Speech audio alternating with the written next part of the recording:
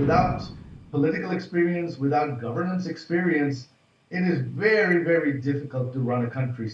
Our Supreme Court has ruled, and our Constitution says that a non-elected government cannot run a country. They are not elected. But there is no democracy. Thank you, Sajeeb, for talking to me, and I really appreciate it. Now, Bangladesh on Monday woke up to news of one of the deadliest days in the history of this country. Give us a sense of what happened there, and what did you hear from your mother directly, the former Prime Minister Sheikh Hasina? So on that night, when the protesters were marching on the Prime Minister's residence, you had the troops deployed, the military deployed on the outskirts of Dhaka city to stop the violence, but they had all been instructed not to shoot, not to use deadly force against protesters, because my mother did not want the blood of protesters on her hands. There had already been excessive use of force and violence, and she did not want any more killings. Her government never wanted to use force. Her government never authorized the use of force. The violence was incited by some other groups chanting, "We are Rajakars" in the middle of the night at Dhaka University. That's the equivalent of marching in the middle of Jerusalem chanting, "We are Nazis, we are Nazis." That enraged our students, who then attacked the protesters. The police got involved, tried to stop it. Some police members used excessive force. Our government had already formed a judicial committee to investigate those deaths. We had suspended the police officers. We had immediately instructed our student wing, Chhatra League, to refrain from violence, and the violence had stopped. But when they were marching on, and at that point, when they were marching, when they announced that they were going to march on the Prime Minister's residence and they wanted the resignation of this government, my mother's, the Prime Minister's Special Security Force and the Prime Minister's guards, they were fully prepared to defend Ganbhavan, the Prime Minister's residence. But my mother said, if you do that, hundreds, if not thousands of demonstrators will die. So she did not want them, she did not want bloodshed. So instead, they took her to a secure location, and then our Air Force base. At that point, my mother told my aunt, you get on the helicopter, I'm going to stay here. My aunt called me immediately, and I persuaded my mother to leave the country. Sure. What can you tell us something about that conversation, between a mother and a son, at a situation which had turned so hostile? The conversation was brief. What I told her is, no, you cannot stay. She said, no, I'm not leaving my country. I said, look, this is a mob now. These aren't protesters. They are armed. They've already been killing police. They've been attacking police with firearms.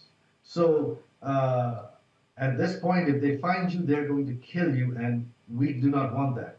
If you don't want your security forces, if you don't want your special security force to defend you and shoot back, then they're going to kill you. You have to leave the country. We have to keep you safe. Right. Now, many supporters of your mother have blamed the West for all that unfolded in Bangladesh, over this whole week.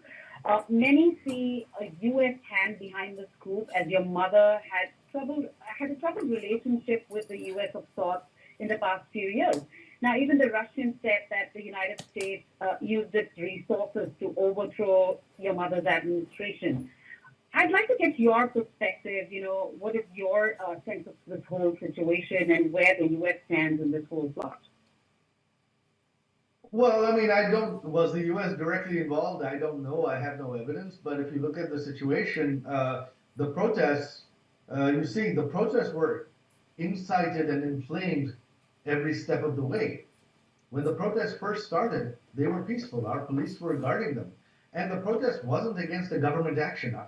Our government had reduced quotas years ago, when there were the first round of protests against quotas.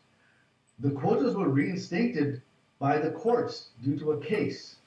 And our government had filed an appeal against that. That means our government was fighting the quotas, and it was going to fight the quotas in the Supreme Court. We were just waiting for the Supreme Court to hear it.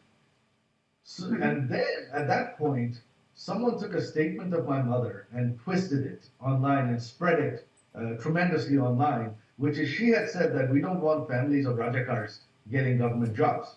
Now, they twisted that into my mother calling the protesters Rajakars, which she never did.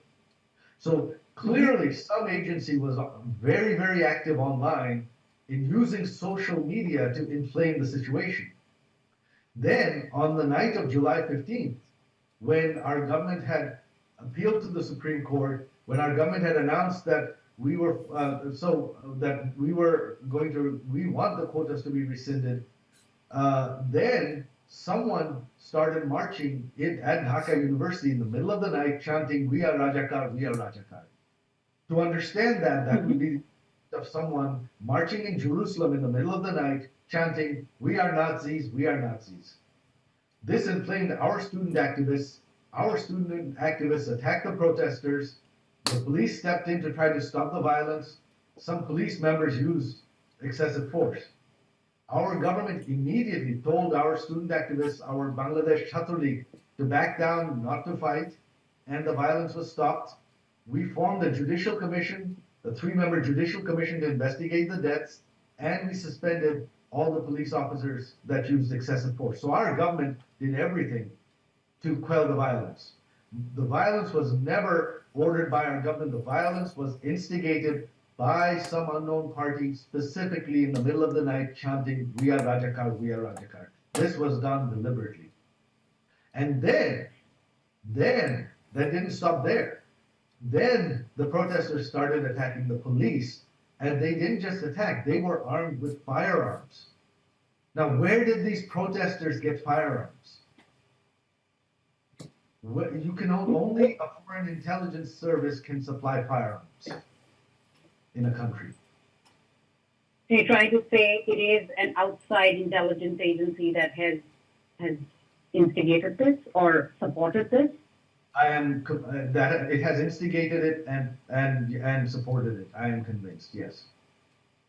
So you don't have evidence that the U.S. did it, but you definitely think that it is something from the Western side? Well, I don't know if it's the Western side, but if you look who these protesters have selected, Dr. Yunus, he's a darling of the West. They've been championing him. They've been trying to get him into politics for decades now. So who else? I mean, if the West, and they were the first to congratulate his government and support it. So I think they're making it quite obvious that they probably had some involvement in this whole matter. Right. So now, your mother publicly did talk about foreign involvement in the past in Bangladesh.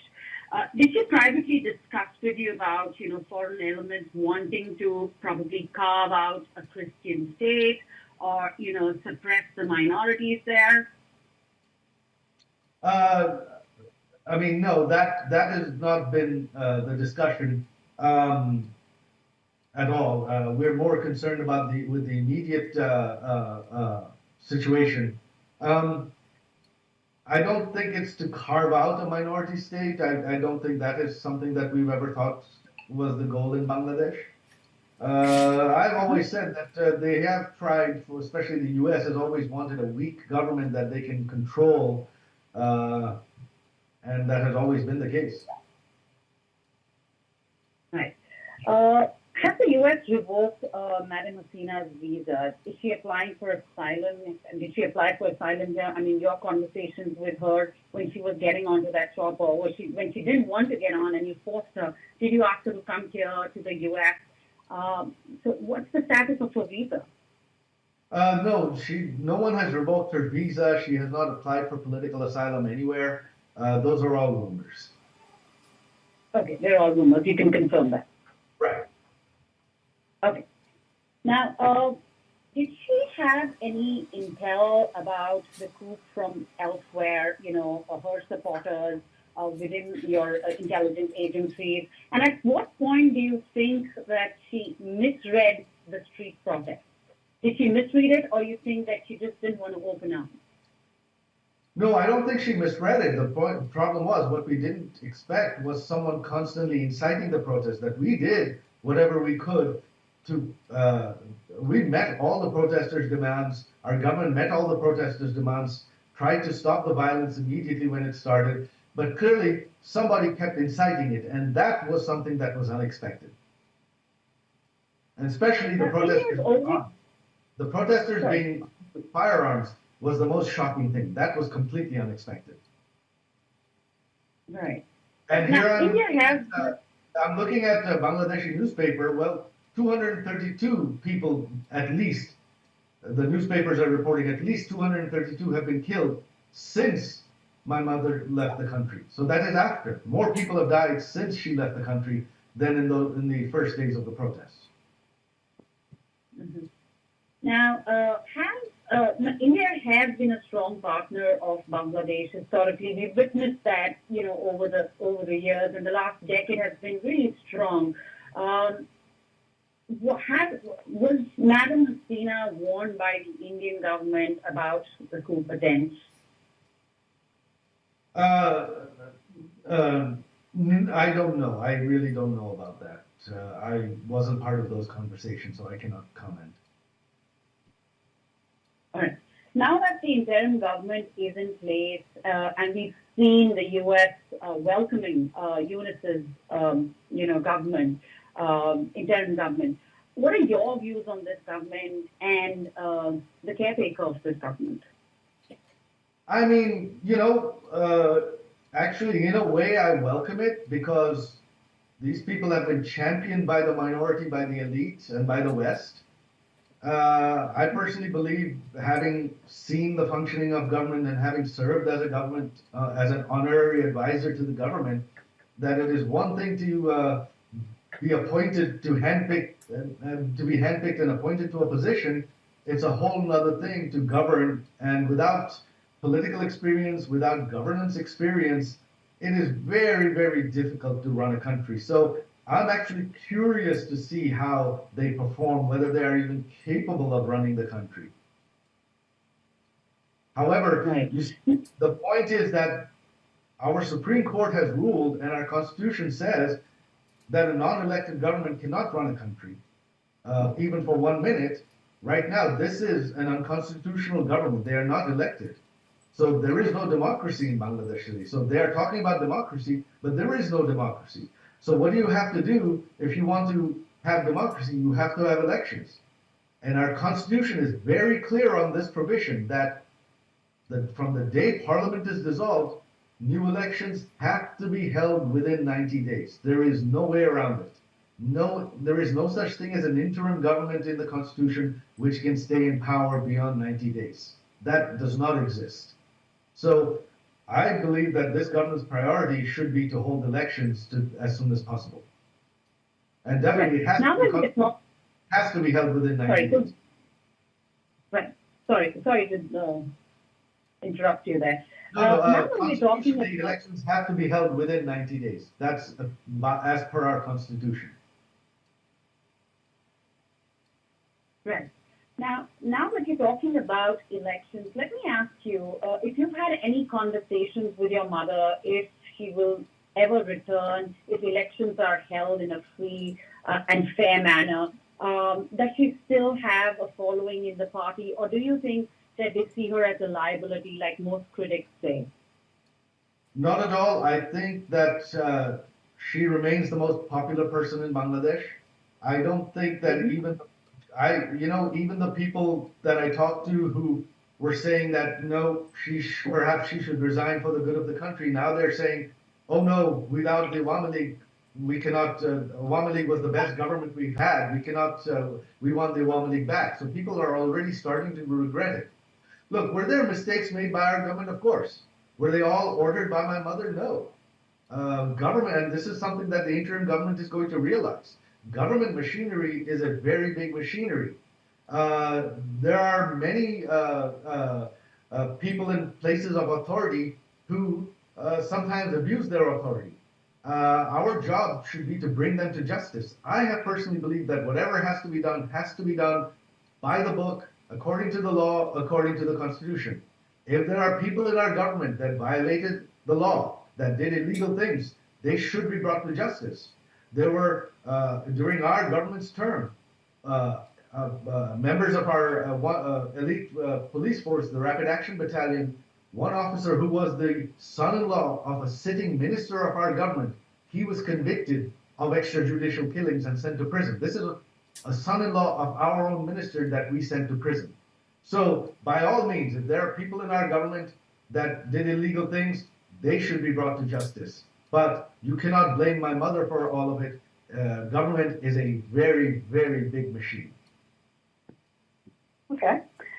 Let's just focus to the opposition in Bangladesh. The strongest opposition in the country, headed by Khalida Zia.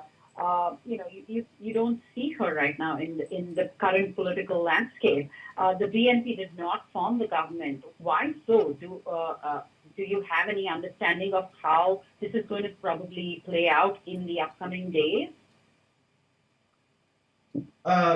I have actually been very encouraged by Mrs. Khalida Zia's first statement, where she stated that let us forget the past, let bygones be bygones. We will not pursue the politics of vengeance. We want to restore democracy and ensure the future of Bangladesh. That is what I want as well. That is what the Awami League wants as well. We are happy to sit with the BNP because the reality is this. We are the two largest parties in Bangladesh. In any political system, that is what you end up with. Whenever there is democracy, power is going to transition from time to time between these two parties. That is inevitable. Someday we will be in the opposition, someday they will be in the opposition. We can agree to disagree, but we have to work together democratically. And so I say to the BNP, let us work together, let us try to restore democracy to Bangladesh, and let us agree to let bygones be bygones. And from now on, we can agree to disagree, we can argue at each other, but we will govern democratically for the future of Bangladesh and always hold free and fair elections. That is my goal. I want free and fair elections in Bangladesh. Right. The visuals that played out, on Monday of vandalizing of the Mujib statues, the museum, have Madam Hasina's actions or things that didn't go right in this administration in any way tarnished his legacy? At least that's what the students and the critics are saying at this point. Of course, they're saying that, but Sheikh Hasina is not Sheikh Mujib, just as I am not Sheikh Hasina. We are our own individuals. So my grandfather's legacy is unblemished. He led the independence. You cannot deny that. And even the killers of 1975 who murdered my entire family, they did not desecrate his home the way these mob, I wouldn't call them protesters, I would call them a mob. Because if you believe in democracy, if you're talking about tarnishing legacy, what have they done? They have been killing and burning and looting. These are the people that are claimed to be democratic. They're criticizing my mother's legacy. This is worse than the pot calling the kettle black. You are nothing but a mob. You are desecrating everything. You are killing people blatantly. So if you want to have justice for the killings of July 15, there have to be justice for the killings now as well.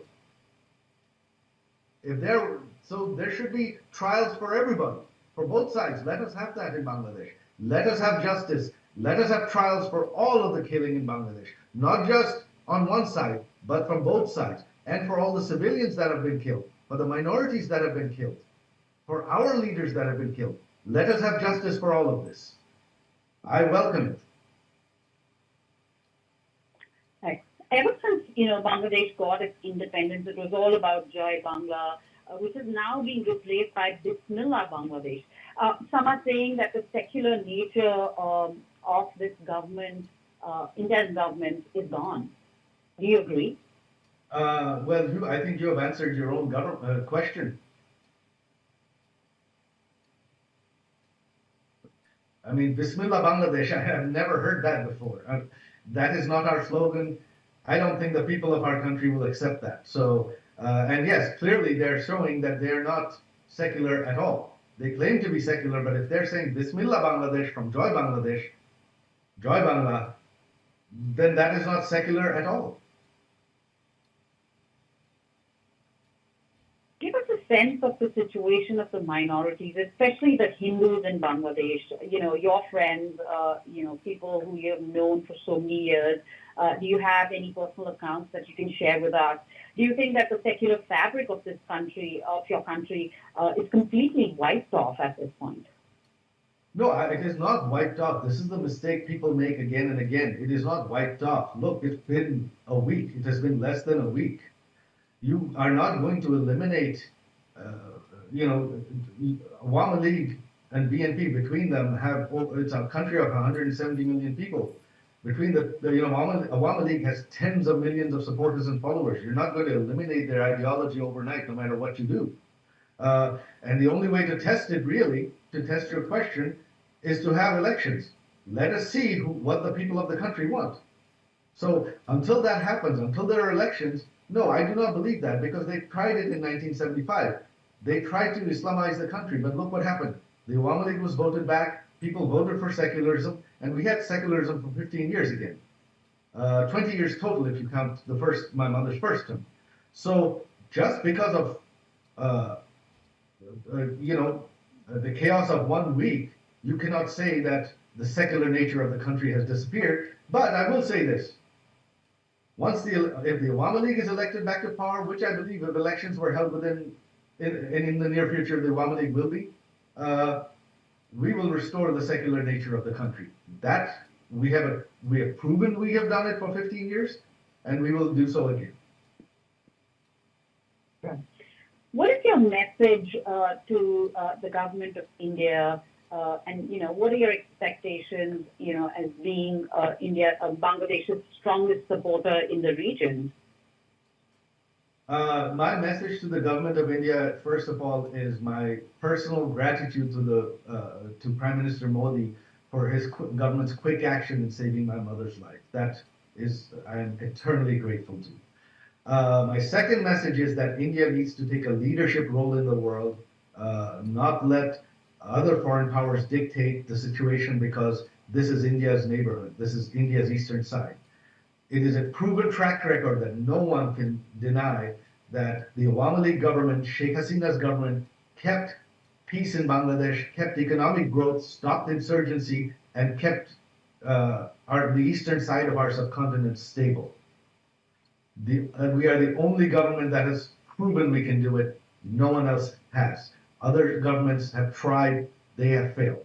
So if you want stability and security, your best bet is the Awami League. Now, obviously, you cannot directly support a party, but what you can do is support and demand democracy, which is a constitutional democracy, which is elections within 90 days. If elections are held within 90 days, I am confident that the Awami League will still win. And that is the only thing that will ensure stability in Bangladesh, security, and protection of the minorities. That is the only thing that will ensure it.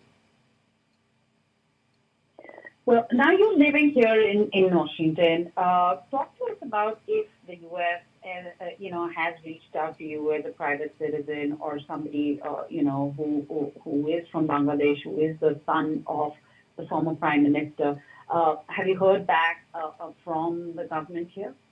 No, I have not. I stopped being involved in politics many years ago, and so I have not been in touch with anyone, and no one's been in touch with me. I am now just talking to our party people as well as the media, because it is ultimately the people of Bangladesh that will decide. I know Dr. Yunus is the US's darling, but he does not have the people's mandate. I have far more followers than he does in Bangladesh. So I believe in democracy.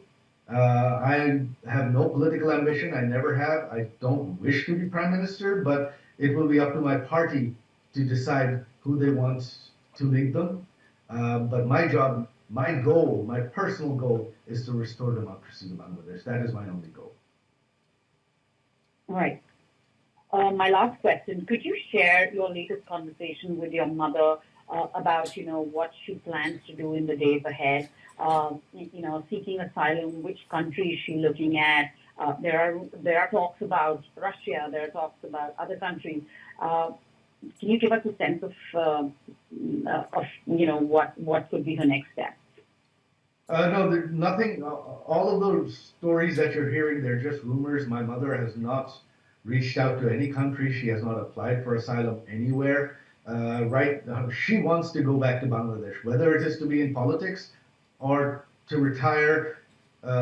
She had been telling me for years that this was her last term. She will go back to Bangladesh. She wants to live in her village home and retire. That is her ultimate goal. And she just wants to be home. She just wants to go home. That's all. All right. On that note, thank you so much for talking to me, and I really appreciated you spending that much time with us and having this conversation with us. Thank you very much.